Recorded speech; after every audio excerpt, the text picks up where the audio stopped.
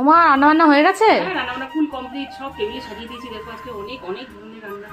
দেখতেই পাচ্ছি অনেক ধরনের রান্না। দেখো অনেকগুলো, 1 2 3 4 5 6টা মেনু আছে।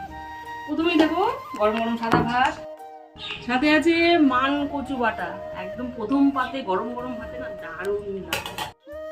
তারপরে আছে তড়কা ডাল করেছি, গোটা মুসুর ডাল এনেছিল, মুসুর ডাল দিয়ে আলু দিয়ে ডিম দিয়ে সবকিছু দিয়ে একটা তড়কা মতো ডাল করেছি। এটা যেমন রুটি দিয়েও খেতে ভালো লাগে, পরোটার সাথে ভালো লাগে, ভাতের সাথে রুটি পরোটার সাথে খেতে বেশি ভালো লাগে। তারপরে আছে কাতলা মাছের তেল পটকা, কাতলা মাছের তেল পটকা বেগুন দিয়ে ভাজা ভাজা করেছি।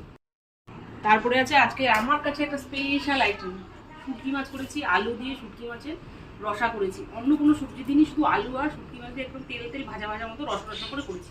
তারপরে আছে পমফ্রেট মাছ, ছোটো ছোটো পমফ্রেট মাছ এনেছিল, সর্ষে বাটা দিয়ে করেছি। সব শেষে চিকেন কষা।